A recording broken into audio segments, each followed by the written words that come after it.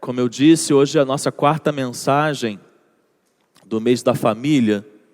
E as outras 3 que nós já pregamos estão no nosso canal no YouTube.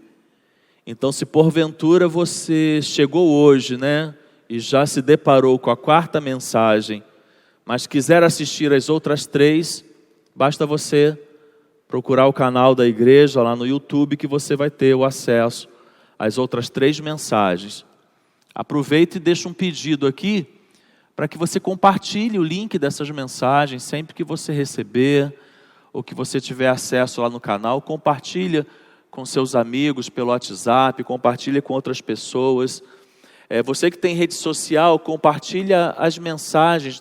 A igreja está sempre divulgando qual é a mensagem, coloca uma sinopse lá. Sempre que você vê, compartilha aquilo na sua rede social, manda para outras pessoas. Isso faz com que a igreja tenha um alcance que vai além das 4 paredes do templo, alcance outras pessoas na nossa cidade, e que você seja a ferramenta para que isso aconteça.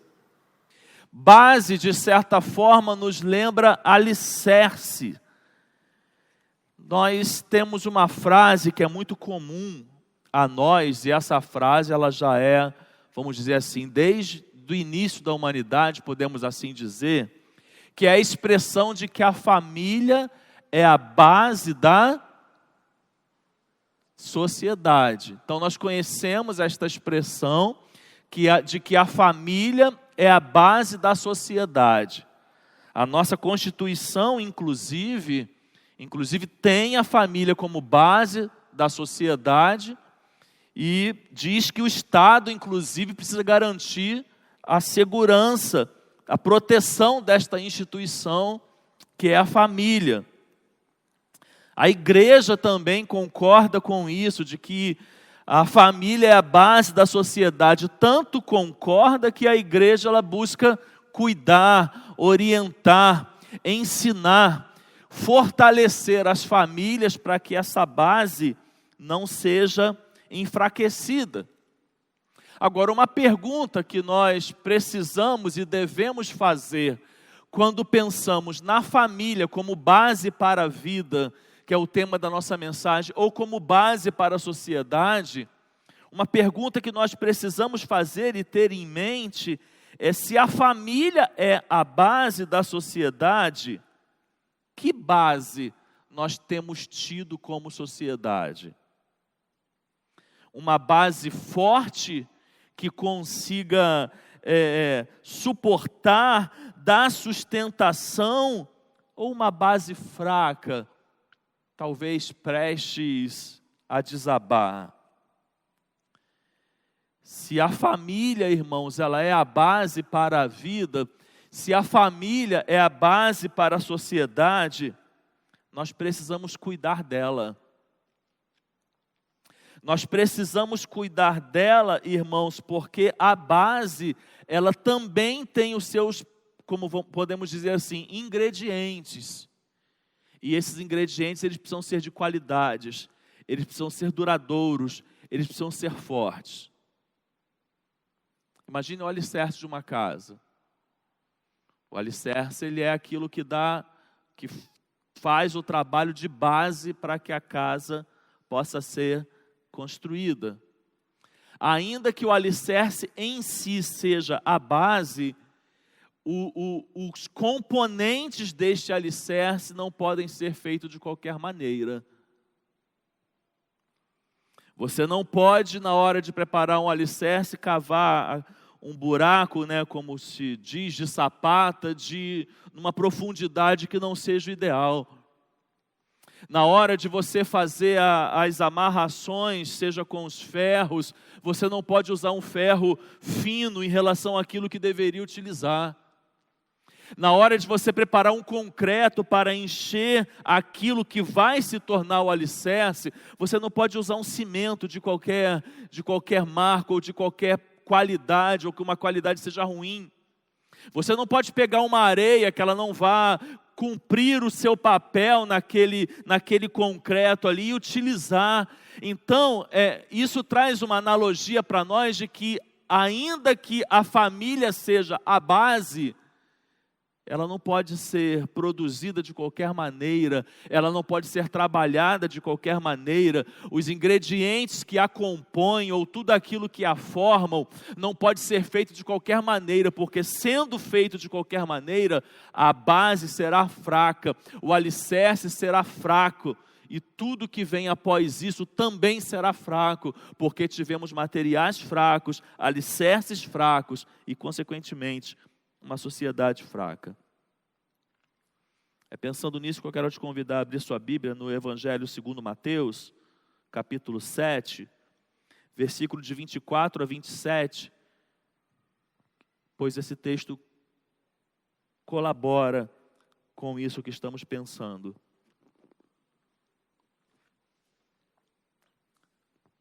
Mateus capítulo 7, versículos de 24 a 27. Olha, nós temos ventiladores novos, se vocês quiserem ligar todos, fiquem à vontade, tá? Aproveitem para experimentar. Então, estão disponíveis, estão todos funcionando, não é mais queimado igual estavam. Então, se você quiser testar, esta é a hora. Mateus capítulo 7, versículos de 24 a 27, diz assim a palavra de Deus: portanto, quem ouve estas minhas palavras e as pratica, é como um homem prudente que construiu a sua casa sobre a rocha. Caiu a chuva, transbordaram os rios, sopraram os ventos e deram contra aquela casa, e ela não caiu, porque tinha seus alicerces na rocha. Mas quem ouve estas minhas palavras e não as pratica, é como um insensato que construiu a sua casa sobre a areia. Caiu a chuva, transbordaram os rios, sopraram os ventos e deram contra aquela casa, e ela caiu, e foi grande a sua queda.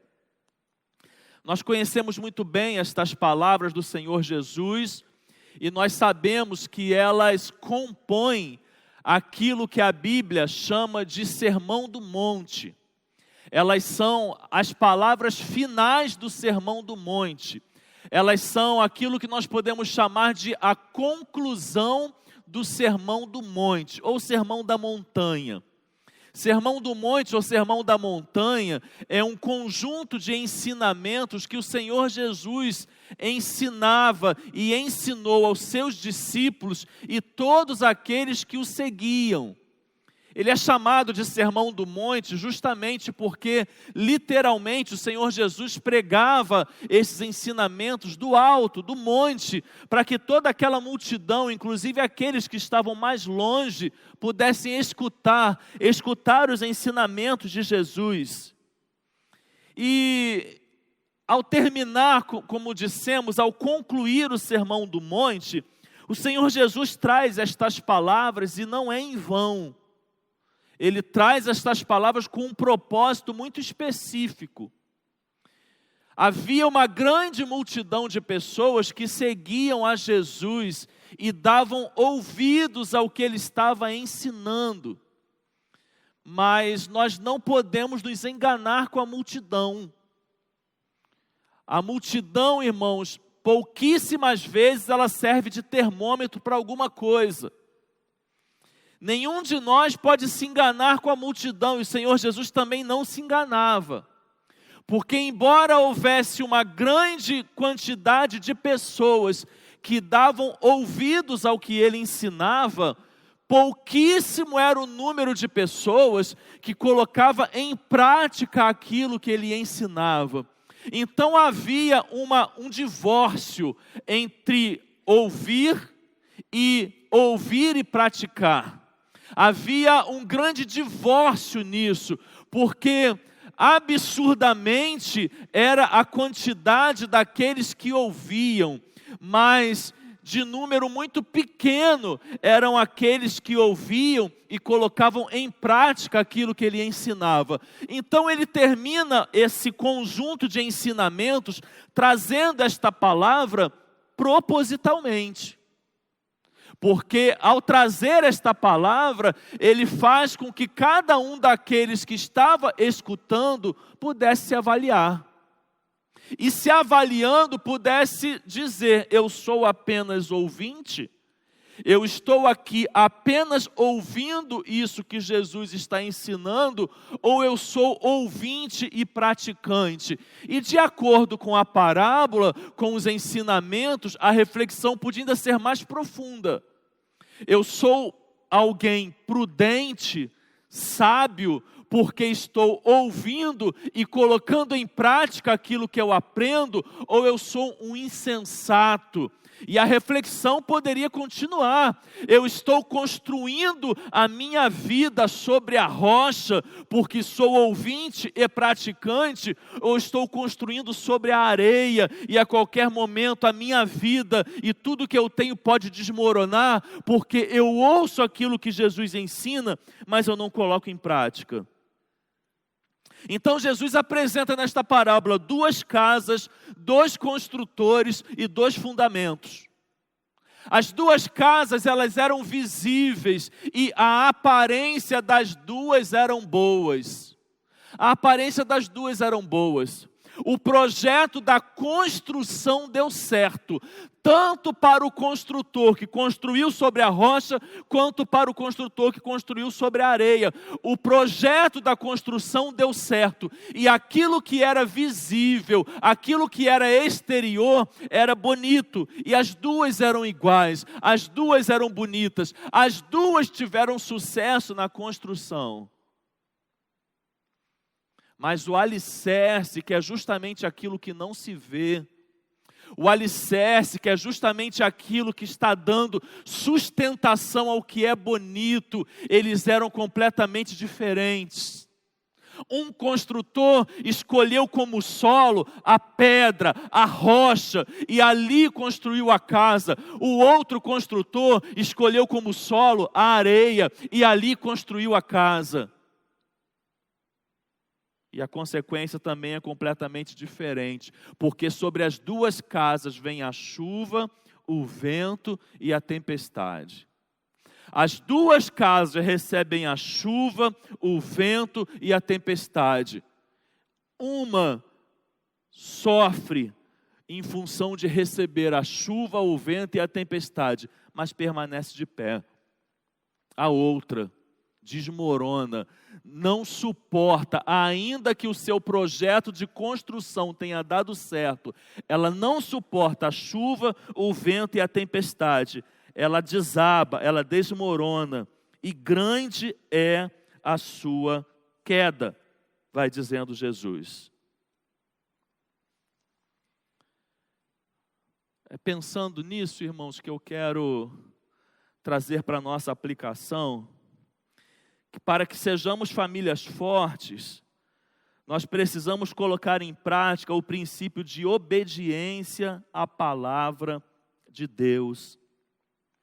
Para que sejamos famílias fortes, que é a proposta que estamos trabalhando em relação ao nosso mês. O nosso tema mensal é famílias fortes, igrejas fortes. Então, para que sejamos famílias fortes, e posso até completar, embora não esteja aqui, e também igrejas fortes, precisamos colocar em prática na nossa família o princípio de obediência à palavra de Deus. Portanto, quem ouve estas minhas palavras e as pratica, é como um homem prudente que construiu a sua casa sobre a rocha. Irmãos, eu não gosto de mentiras. Eu gosto da sinceridade. Eu acho que a gente consegue viver de uma forma muito mais profunda o Evangelho quando a gente o vive em sinceridade.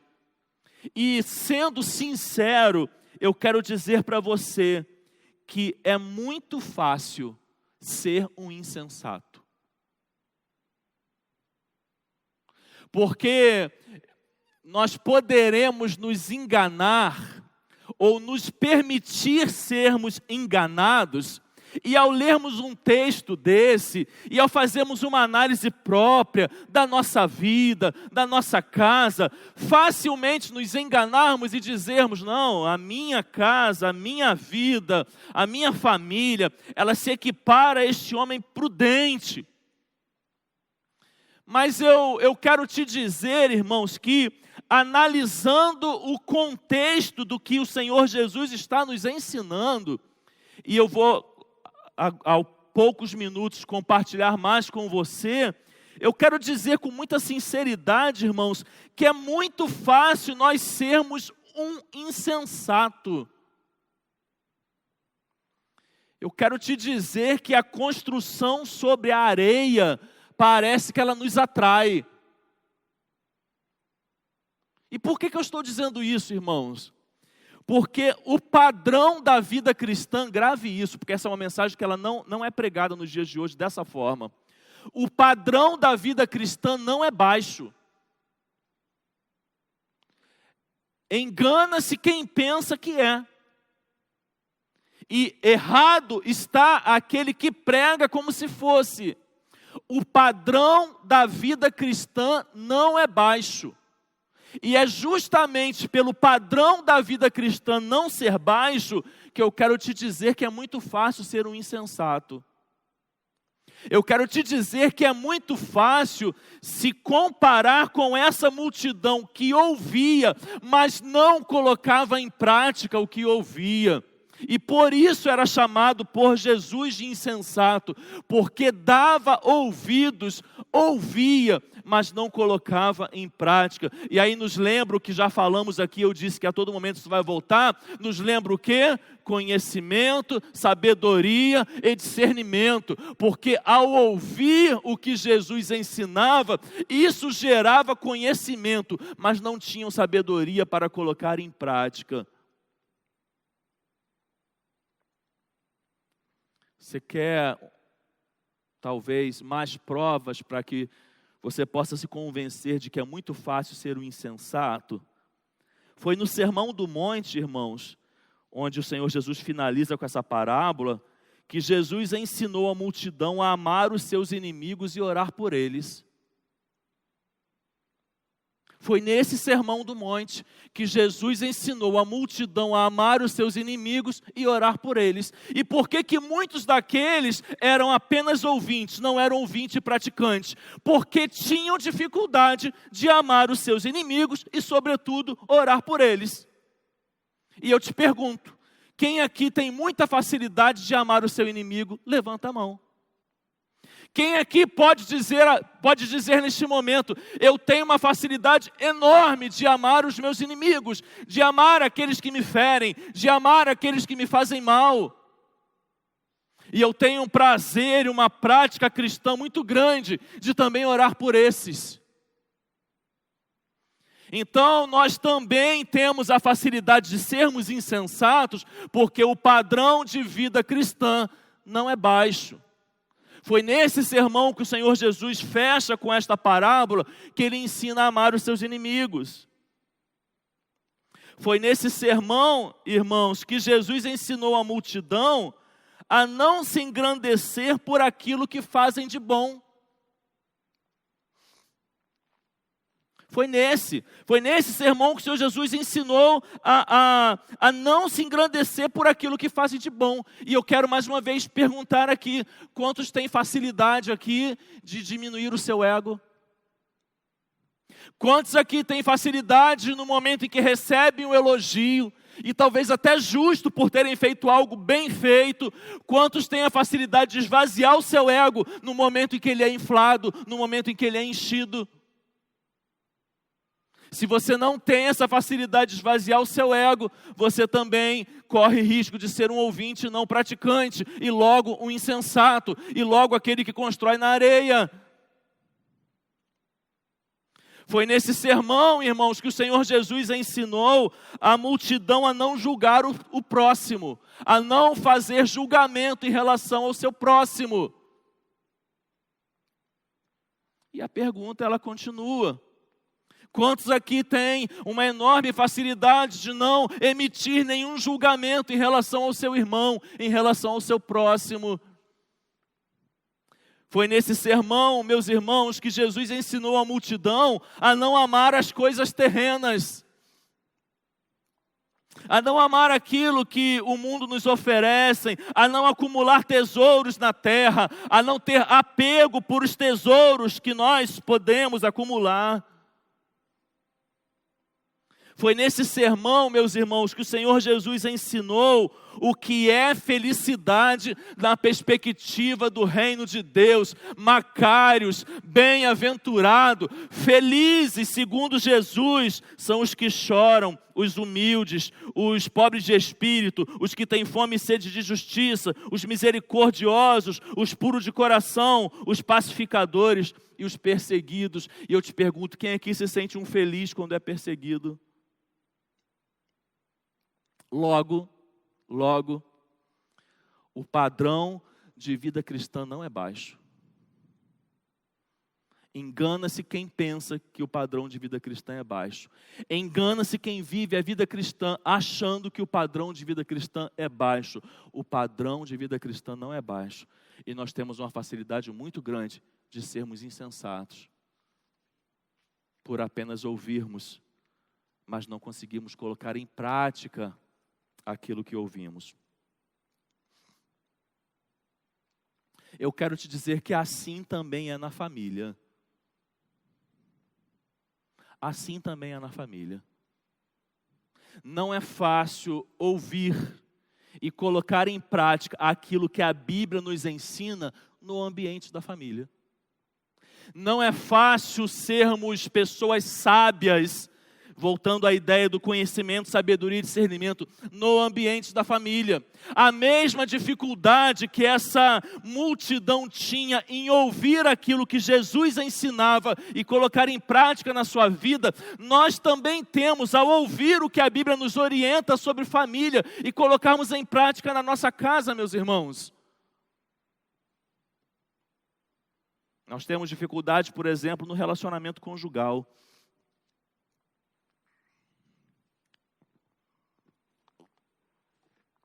Não é fácil ser ouvinte e praticante da palavra de Deus no relacionamento conjugal. Eu quero te convidar nesse momento a pegar sua Bíblia, porque eu vou precisar que você fique atento a esse texto. E vá lá agora na carta do apóstolo Paulo aos Efésios e abra, por favor, no capítulo 5 desta carta.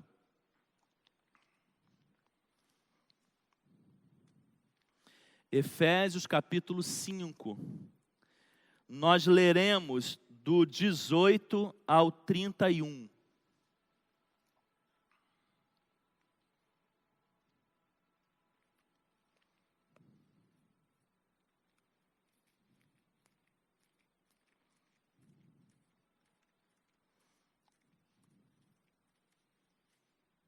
Efésios capítulo 5. Fica com ela aberta, acompanhe a leitura e depois não feche, tá? Que a gente vai fazer algumas observações nela. Diz assim a palavra de Deus: E não vos embriagueis com vinho, na qual há devassidão. Eu estou fazendo uma leitura na tradução Almeida atualizada, tá?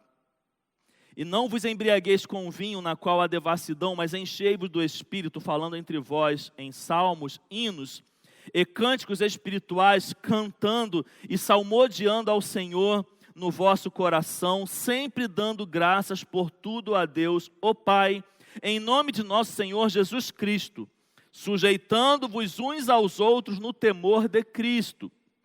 Vós, mulheres, submetei a vossos maridos como ao Senhor, porque o marido é o cabeça da mulher, como também Cristo é a cabeça da igreja, sendo Ele próprio o Salvador do corpo. Mas assim como a igreja está sujeita a Cristo, assim também as mulheres o sejam em tudo a seus maridos. Vós, maridos, amai a vossas mulheres, como também Cristo amou a igreja, e a si mesmo se entregou por ela, a fim de a santificar, tendo purificado com a lavagem da água pela palavra, para apresentá-la a si mesmo, igreja gloriosa, sem mácula, nem ruga, nem qualquer coisa semelhante, mas santa e irrepreensível. Assim devem os maridos amar as suas próprias mulheres como a seus próprios corpos.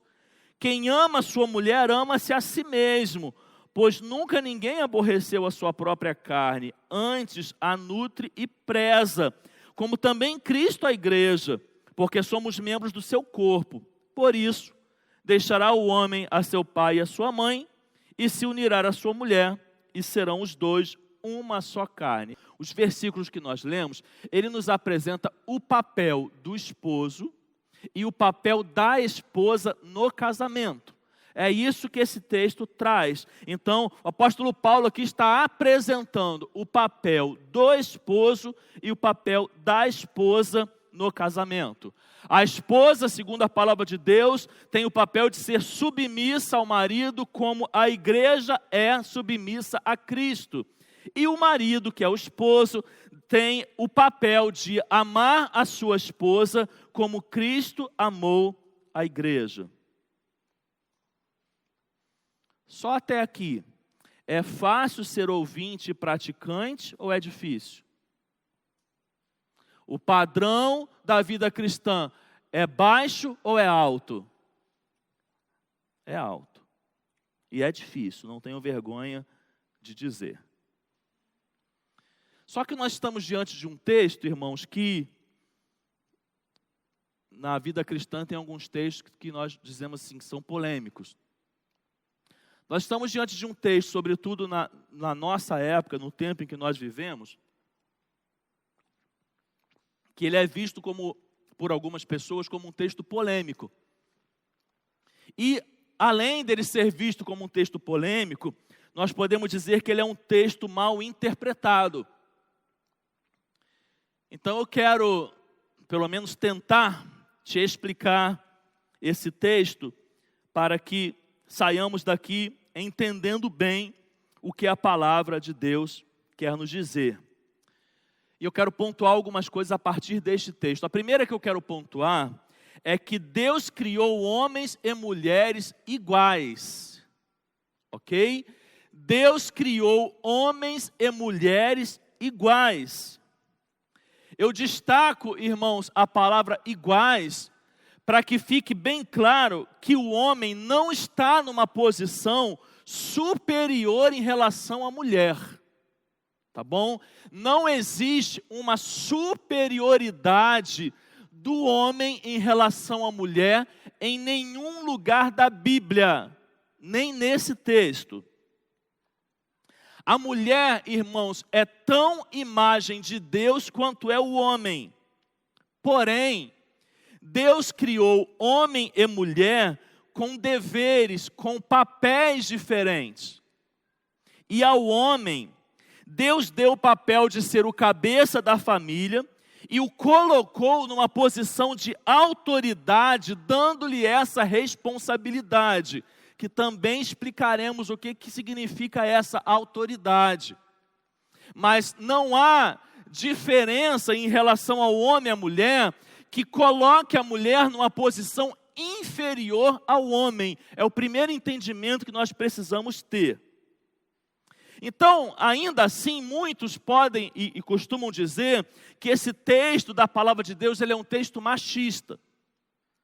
Outros vão dizer que o escritor que escreveu este texto era machista. Ou seja, o texto é machista, Paulo é machista e a Bíblia nesta parte aqui, segundo alguns, ela é machista. Eu quero te dizer que o texto não é machista, que o autor, por mais que você pense, ele não é machista e que a Bíblia não é machista. Ao contrário, o intuito desse texto e o contexto deste texto é o contrário daquilo que nós podemos entender como machismo. Por quê? Porque a mulher, irmãos, nesta época que este texto foi escrito, ela tinha pouquíssimo valor na sociedade. Não é exagero dizer que praticamente a mulher não era tratada como um ser humano. A mulher era tratada como uma mercadoria, porque ela era propriedade do pai enquanto solteira, e após casada, ela era propriedade do marido. Neste contexto em que este texto é escrito, a mulher não tinha valor nenhum em relação às questões legais. Ela não tinha direito legal nenhum. Um marido podia se divorciar da mulher por qualquer motivo que ele quisesse, seja o mais simples e o mais absurdo. Se a mulher não colocasse o sal na comida e a comida ficasse sem sal, ele poderia se divorciar da mulher.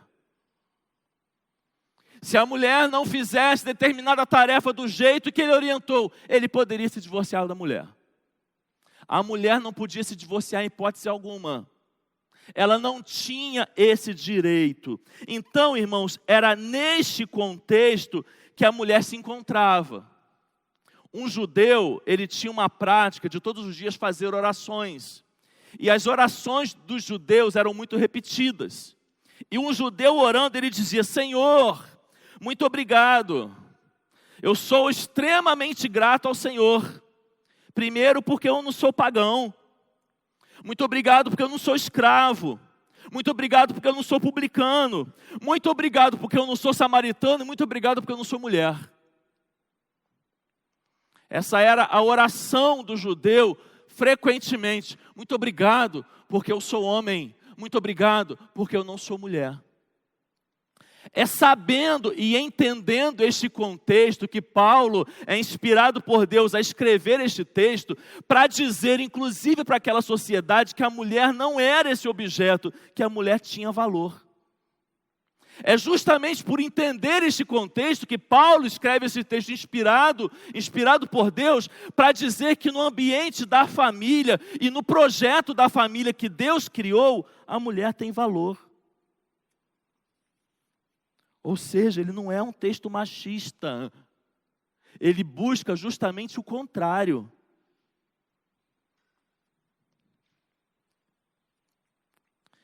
E aí, continuando olhando para esse texto, e estabelecendo mais alguns princípios, irmãos, a sujeição, se você puder e quiser anotar, você anota, a sujeição no ambiente da família é algo que não pode ser esperado apenas da mulher, ao contrário do que alguns possam pensar. A sujeição no ambiente da família é algo que não pode ser esperado apenas da mulher. Agora você olha aí para a sua Bíblia, provavelmente a sua Bíblia deve estar com um título antes de começar o versículo 22. A minha, que eu estou aqui, que é uma Bíblia da NVI, uma Bíblia de estudo da NVI, ela está aqui como título, Deveres Conjugais. A sua também deve estar com algum título aí ao iniciar o versículo 22, correto? Estou certo? Você está com a sua Bíblia aí em mãos, ela está com algum título? Quem está com a Bíblia física? Sim ou não, irmãos? Sim, sim. Isso, irmãos, que você está vendo aí, então, se aí tem um título do 22 até o final do capítulo 5, isso na teologia nós chamamos de perícope. São pequenos pedaços dos capítulos que são subdivididos, nós chamamos de perícope. Só que entenda uma coisa, quem criou isso não foi o autor que escreveu. Quem criou isso foram as casas publicadoras responsáveis pela tradução e pela publicação dos textos. E uma vez elas estabelecendo essas perícopes, elas fazem com um bom intuito para que te sirva de ferramenta, mas elas podem errar. E aqui tem um erro. Porque o assunto que, segundo a perícope, começa a ser tratado no versículo 22, ele já vem sendo tratado antes em alguns versículos. Então, a perícope não poderia começar no versículo 22. A perícope teria que começar alguns versículos antes. E é justamente quando nós pegamos alguns versículos antes e juntamos a esses, que o texto começa a ganhar sentido. Eu quero ir com você, por exemplo, a partir do versículo 18. A partir do versículo 18. Então, se você for observar a partir do versículo 18, vai estar escrito: não se embriaguem com vinho, que leva à libertinagem, mas deixem-se encher pelo Espírito, falando entre vocês com salmos, hinos e cânticos espirituais, cantando e louvando a Deus de coração ao Senhor, dando graças constantemente a Deus Pai por todas as coisas, em nome de nosso Senhor Jesus Cristo. Sujeite-se uns aos outros por temor a Cristo. E aí ele continua no versículo 22, mulheres. E aí ele dá a continuidade. Então, se você parar para perceber, no versículo 18, Paulo está fazendo um convite aos seus leitores muito específico. Que convite é esse? Ele está convidando aos seus leitores a serem cheios do Espírito Santo. É esse o convite do versículo 18. Só que após começar a convidar os seus leitores para serem cheios do Espírito Santo, ele começa a dizer como ser cheio do Espírito Santo. E ele vai dizendo nos versículos a seguinte, falando, cantando, dando graças a Deus em Cristo Jesus, ele completa, e sujeitando-vos uns aos outros. Então, primeiro ponto, o convite da palavra de Deus para que nós possamos nos sujeitar, ele é um convite para a vida cristã, onde todos nós somos convidados a nos sujeitarmos uns aos outros. E o que é sujeitar, irmãos? Sujeição é sinônimo de quê? Sujeição é sinônimo de submissão. Na NVI, por exemplo, nem tem mais a palavra submeta-se, mas só a palavra sujeite-se. Sujeição é sinônimo de submissão. Então, o convite da palavra de Deus é para que todos nós nos sujeitemos, inclusive uns aos outros. Só que aí, uma vez introduzido isso, sejam cheios do Espírito Santo, cantando, louvando, dando graças a Deus e sujeitando-vos uns aos outros, é que ele começa a dar agora a tarefa de cada um.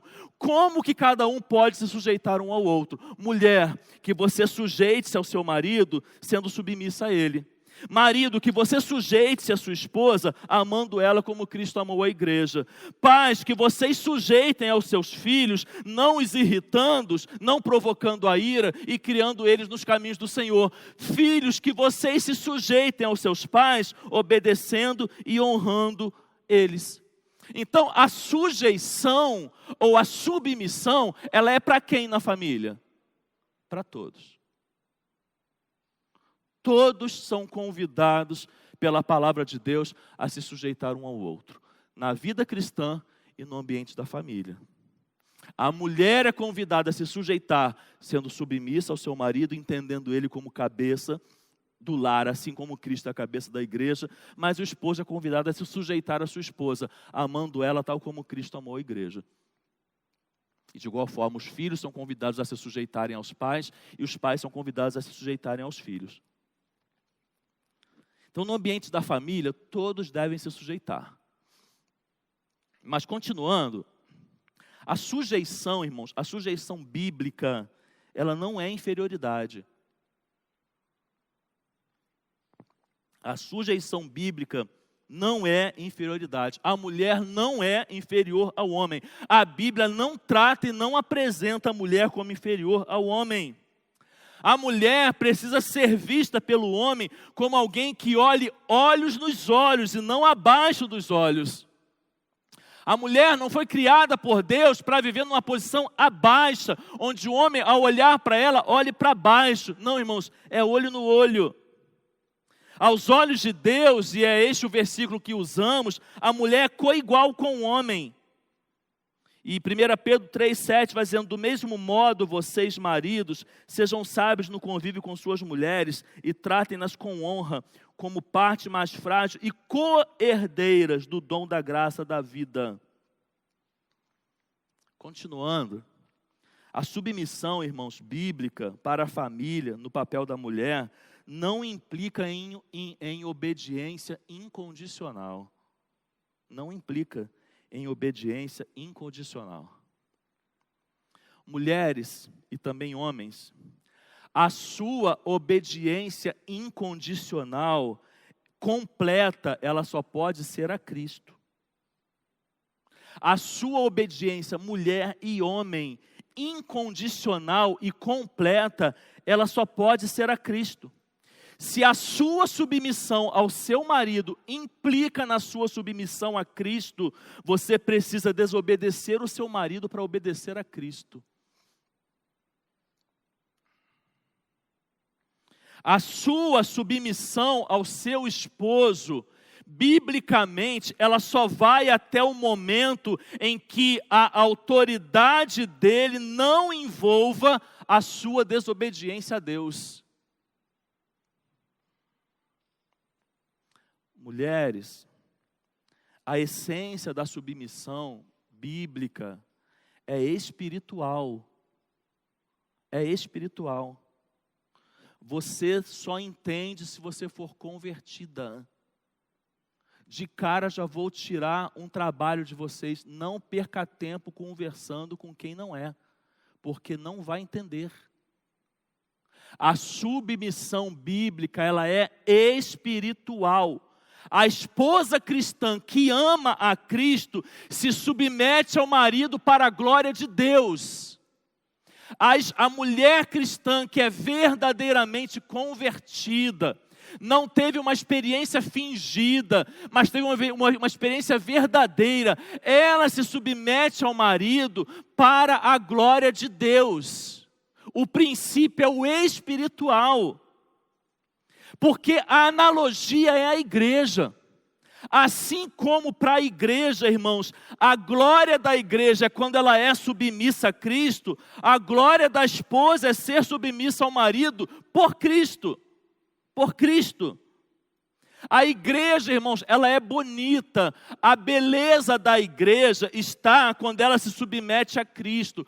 Quando a igreja não se submete a Cristo, ela perde a sua identidade em Deus. Assim também é a mulher. A sua beleza, sobretudo espiritual, está na sua submissão ao seu marido, porque isso honra a Deus e isso define a sua identidade. O marido não deve usar de sua autoridade, dada por Deus, para sufocar sua esposa ou impedi-la de se expressar. Porque se acontece isso, aí são dois erros de interpretação. Interpretou errado o que é submissão, interpretou errado o que é autoridade. Autoridade na Bíblia e nessa questão não envolve poder, domínio e opressão, homens. A autoridade dada por Deus em relação à família não te concede a opressão, o domínio e o poder sobre a sua mulher.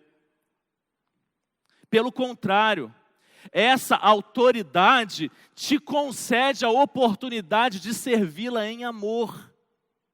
Porque essa autoridade é comparada com a de Cristo, e a autoridade de Cristo é serviçal.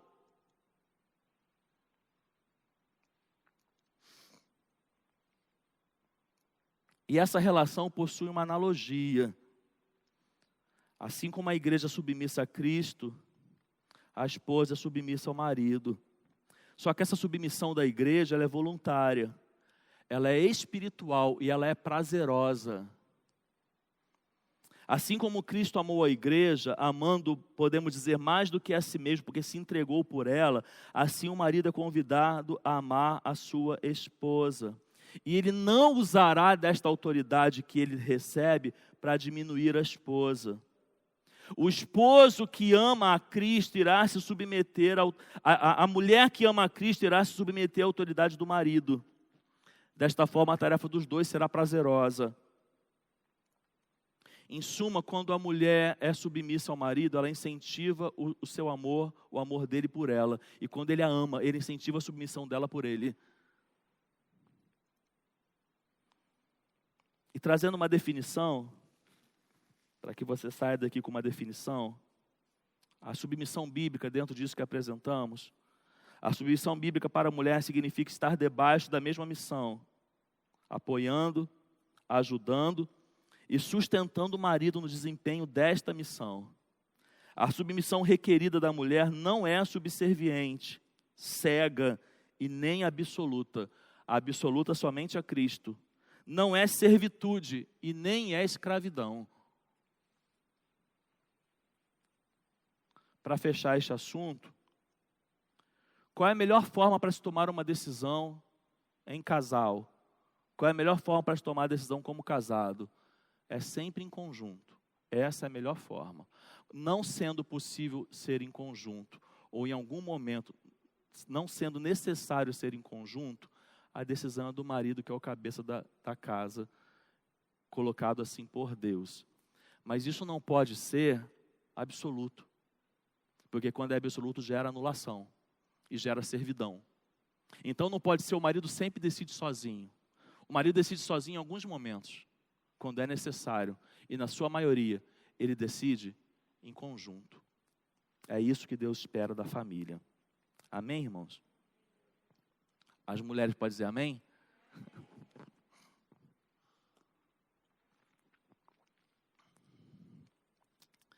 Mas continuando, irmãos, a nossa ideia, e porque nós acabamos, porque eu entendi que era necessário, saindo um pouco daquilo que nós vínhamos construindo, mas voltando para aquilo que nós estávamos construindo, o padrão, irmãos, ele não é baixo.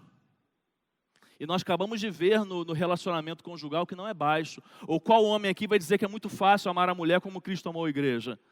Não, irmãos, não é baixo, o padrão não é baixo. Se o padrão não é baixo, nós corremos o risco de sermos tal como a multidão, ouvintes e não praticantes. Mas nós também temos essa dificuldade no relacionamento de pais e filhos, por exemplo, e não só no relacionamento conjugal. E quando a palavra de Deus continua lá na carta aos Efésios, no capítulo 6, aí nós já entramos em outra perícope, em outro capítulo, mas fazendo parte ainda de um mesmo grupo de orientações à família, a palavra de Deus vai dizendo: vós filhos, sede obedientes a vossos pais no Senhor, porque isto é justo. Honra teu pai e a tua mãe, que é o primeiro mandamento com promessa, para que te vá bem e sejas de longa vida sobre a terra. E vós, pais, não provoqueis a ira de vossos filhos, mas criai-os na disciplina e na admoestação do Senhor. Então, como eu disse, irmãos, também há sujeição nessa relação. Pais, nós também nos sujeitamos aos nossos filhos. E filhos, vocês também são convidados a se sujeitarem aos seus pais. De que forma? Os filhos se sujeitam aos pais em obediência e honra. E os pais se sujeitam aos filhos, irmãos, não provocando eles a ira e criando-os no caminho do Senhor. Mas o convite para a sujeição, como eu disse, é para todos. Então, filhos, obediência enquanto solteiros, honra enquanto casados. Solteiro, obediência. Casado, honra. Mas não se perde essa sujeição aos pais. Enquanto estiverem vivos, enquanto puder tê-los na sua companhia, obediência enquanto solteiro, honra enquanto casado. Ah, mas eu já tenho 20 anos, 30 anos, tenho meu trabalho, estou em casa, tá porque quer. Se tá, obediência, é bíblico. Sujeite-se aos seus pais em obediência, ainda que seja difícil. Por quê? Porque o padrão não é baixo. O padrão não é baixo.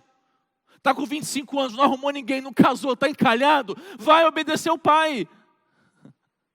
Ah, mas eu trabalho, eu tenho meu dinheiro, mas vai se sujeitar ao pai e vai prestar obediência. E quando casou, vai prestar honra. E por honra vai continuar cuidando, vai continuar amando, vai continuar zelando pelos pais e vai zelar até a velhice, até o dia que Deus venha recolher. Agora, pais, o padrão também não é baixo, porque precisamos nos sujeitar aos nossos filhos, não provocando eles a ira e guiando-os no caminho do Senhor. Só que não provoque seu filho a ira, pode passar muito vagamente, né? Ah, não faça isso não. Não faz não? Provocar a ira é criticar seu filho frequentemente. Provocar a ira, por exemplo, é humilhá-lo verbalmente. Provocar a ira do seu filho é, tendo mais de um filho, agir com favoritismo e preferência em relação a outro. Isso pode provocar a ira do seu filho. Provocar a ira significa desprezar seu filho. Provocar a ira você pode fazer com abuso de autoridade. Quando uma vez que você tem autoridade dada por Deus, você abusa dela. E a forma que você quer corrigir é a pior possível. Você pode provocar ira com implicância e com tantas outras coisas. Mais uma vez eu faço a pergunta que não quer calar. O padrão é baixo? Podemos ser insensatos? Claro que podemos. É claro que podemos. E a palavra de Deus continua, Provérbios, dando orientações a pais e filhos. Provérbios capítulo 4, versículo 1. Ouçam, meus filhos, a instrução de um pai. Estejam atentos e obterão discernimento. Deuteronômio capítulo 6, versículos 6 e 7. Que todas essas palavras que hoje lhe ordeno estejam em seu coração. Ensine-as com persistência a seus filhos. Converse sobre elas quando estiver sentado em casa, quando estiver andando pelo caminho, quando se deitar e quando se levantar. Provérbios 22, 6, instrua a criança segundo os objetivos que você tem para ela, e mesmo com o passar dos anos não se desviará deles. Provérbios 22, 15, a insensatez está ligada ao coração da criança, mas a vara da disciplina a livrará dela. Continuando, irmãos, para que sejamos famílias fortes, nós precisamos amadurecer, entendendo que as circunstâncias adversas são vividas por todos os tipos de família. Aí versículo 25 e 27, o 25 se refere à casa que foi construída sobre a rocha, o 27 se refere à casa que foi construída sobre a areia. O que mudou do versículo 25 para o versículo 27? Só a base. As circunstâncias foram as mesmas. Chuva, vento e tempestade sobre a casa edificada sobre a rocha. Chuva, vento e tempestade sobre a casa edificada sobre a areia. As tempestades virão, e elas virão de tudo quanto é lado. Percebeu? A chuva bate aonde? Em cima. O vento bate aonde? Do lado. E a tempestade pega aonde? Embaixo. A tempestade, ela vem de tudo quanto é lado, não tem para onde correr. A minha família, a sua família, quer eu queira ou não, quer você queira ou não, ela vai enfrentar as adversidades, ela vai enfrentar as dificuldades. Ah, mas a família do lado é ímpia, não faz nada que agrada a Deus, a minha família é uma família cristã. A do ímpio vai sofrer a adversidade, e a sua também. Na sua família vai ter gente que vai ficar doente, na do ímpio também. Na sua família vai ter luto, na do ímpio também. Na sua família vai ter crise financeira, na do ímpio também. A tempestade ela vem para os dois lados, e isso exige de nós o quê? Amadurecimento, maturidade cristã, para entender que as circunstâncias adversas fazem parte da vida. As circunstâncias adversas atingem a nossa casa, atingem a nossa família. Agora, se nós estamos pensando numa família que é base para a sociedade, numa família que é base para a vida, eu te pergunto, qual é a família ideal para ser o alicerce, para ser a base da sociedade? Aquela que nunca enfrentou os problemas? Claro que não, essa nem existe, nem existe. A família que vai ser base para a sociedade não é aquela que nunca viveu os problemas, porque essa família não existe. Isso é ilógico. A família que vai ser base para a sociedade é a minha e a sua, com as minhas lutas e com as suas lutas, com as nossas lutas. É essa família que vai ser base para a sociedade. Grave isso, meus irmãos, uma família bem resolvida na fé não é a família que tenta ser perfeita, não. Uma família bem resolvida na fé é justamente aquela que sabe que existem falhas nos seus membros, que existem falhas no seu contexto como família. Fique preocupado quando você vê casamento perfeito, família perfeita, casamento que não tem crise, família que não tem crise. Porque quando você vê, você pode ter certeza de uma coisa: a mentira está sendo bem feita e está sendo bem passada. Não existe casamento perfeito, não existe família perfeita, não existe filhos perfeitos, não existe pais perfeitos, não existe família sem crise, não existe casamento sem crise. E não é essa família ilógica que vai ser base para a sociedade, não. É a nossa, com as nossas lutas, com as nossas dificuldades. Mas é ela transformada e trabalhada em Deus. E preparada em Deus para ser base para a sociedade. Porque, sobretudo, já gerou experiência. Aprendeu com as dificuldades. Deus amadureceu, Deus fortaleceu. E aí ela é base para a sociedade. Famílias, irmãos, vivem problemas, vivem tempestades, vivem conflitos, como nós pregamos domingo passado. E o que nos torna fortes não é o fato de nunca termos vivido. O que nos torna fortes é justamente a experiência de vivermos e sobrevivermos a isso. Mateus 5,45, para que vocês venham a ser filhos de seu Pai que está nos céus, porque Ele faz raiar o seu sol sobre maus e bons, e derrama chuva sobre justos e injustos. Tiago, capítulo 1, versículos 2 a 4. Meus irmãos, considerem motivo de grande alegria o fato de passarem por diversas provações, pois vocês sabem que a prova da sua fé produz perseverança, e a perseverança deve ter ação completa, a fim de que vocês sejam maduros e íntegros, sem lhe faltar coisa alguma. Não há família perfeita. Amém? A minha e a sua não é perfeita. E nunca vai ser. E nós precisamos saber lidar com isso. Em último lugar, famílias fortes enfrentam e vencem as tempestades da vida, porque estão edificadas sobre a rocha. Você pode falar junto comigo? Vamos lá? Famílias fortes enfrentam e vencem as tempestades da vida, porque estão edificadas sobre a rocha. Deixa eu te dizer uma coisa para você que faz todo sentido na nossa vida e na nossa casa. O X da questão não é quem é você. A questão não é quem você é, mas é onde você está. Amém? Não é quem você é. Lembrem do texto. 2 construtores, 2 casas. A aparência bonita. De qual? Das 2.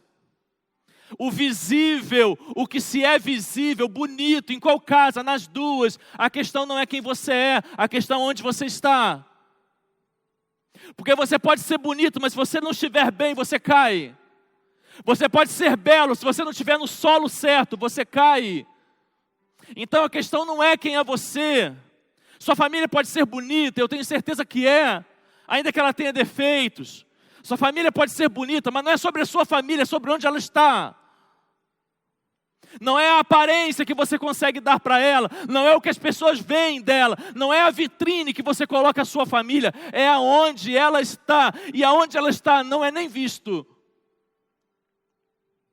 Não é visível, não é vitrine, não é construído para que as pessoas vejam, mas é construído para te fortalecer, é construído para manter sua família de pé. Então a essência não é o que se vê, é justamente o que não se vê. Não é quem você é, mas é onde você está. A palavra de Deus é marcada por promessas, você vai encontrar inúmeras promessas na Bíblia. E aqui neste texto nós temos uma promessa do Senhor Jesus para nós. E a promessa é que quando a sua casa é edificada sobre a rocha que é Jesus, ela não desmorona, ela não cai, ela recebe a chuva, ela recebe o vento, ela recebe a tempestade, mas ela permanece de pé. A família que é a base para a vida, que é o tema da nossa mensagem, a família que é a base da sociedade, precisa ter ingredientes fortes. Caso contrário, ela não contribuirá em nada com a sociedade. Caso contrário, ela será uma base totalmente enfraquecida para a sociedade. E onde está o nosso ingrediente? A família é a base da sociedade, mas a base da família precisa ser Jesus.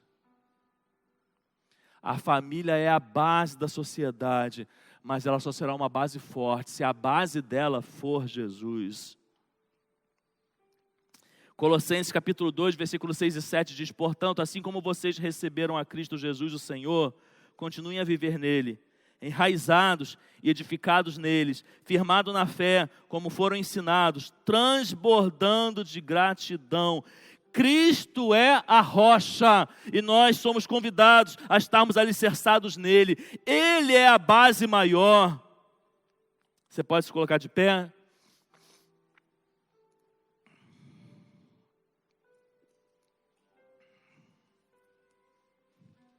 Para que você saia daqui e cada vez mais essa palavra fale no seu coração. O padrão não é baixo. Diga isso comigo. O padrão não é baixo. Não é mesmo, irmãos. O padrão da vida cristã não é baixo. Não se engane. O padrão não é baixo, nós podemos facilmente sermos os insensatos, mas nós podemos, ainda que o padrão não seja baixo, pela misericórdia de Deus, pela graça que Ele derrama todos os dias da minha vida, na sua vida, na minha família, na sua família, nós podemos, irmãos, ainda que o padrão não seja baixo, sermos ouvintes e praticantes da palavra, nós podemos, irmãos, ter além do conhecimento, sabedoria, discernimento, nós podemos avançar nisso, irmãos, porque ainda que o padrão não seja baixo, não é por nós. Olha, uma vez que você entregou sua vida a Jesus, você tem o Espírito Santo dentro de você, Ele mora em você, é Ele que te ajuda nas suas fraquezas, é Ele que te levanta quando você erra e te conduz a caminhar novamente, é Ele que te estende a mão, é Ele que te ajuda, e é através dEle que você pode ser prudente, que você pode ser ouvinte e praticante da palavra. Mas grave uma coisa, ainda que você seja ouvinte e praticante da palavra, não desanime quando as tempestades vierem, porque elas virão. Você pode estar aqui na casa do Senhor, você pode estar ministrando aqui no altar, você pode estar servindo a Deus, você pode estar fazendo a obra de Deus. As tempestades virão, elas não sumirão da sua casa, porque você está fazendo a obra de Deus, porque você está sendo ouvinte e praticante. Então não desanime, continue sendo ouvinte, continue sendo praticante, porque as tempestades vão surgir, mas por você ser ouvinte, praticante, perseverante, não desistir, não parar no meio do caminho, a sua casa não vai cair, a sua casa vai permanecer de pé, porque ela tem alicerce, porque ela tem base, porque a essência não é você, mas a essência onde ela está, e aonde ela está, ela é forte, porque a rocha é Jesus. A família é a base da sociedade, mas a base da família é Jesus. Então, há uma promessa sobre a sua casa nesse momento. Ela foi atacada, ela recebeu a chuva, ela recebeu o vento, ela recebeu a tempestade, ela se abalou com alguma coisa. Se você vem pela misericórdia de Deus, pela graça dEle, sendo ouvinte, sendo praticante, ela vai resistir, ela vai permanecer de pé. Aí sabe o que vai acontecer? O vento vai cessar, a chuva vai passar, a tempestade vai embora, o sol vai nascer, o dia vai ser bonito e a sua casa, a sua família vai continuar de pé, porque a questão não é quem você é, a questão é onde você está. E se você está em Jesus, a vitória é para sua casa, a vitória é para sua família. Aplauda o Senhor, louve e exalte o nome do Senhor.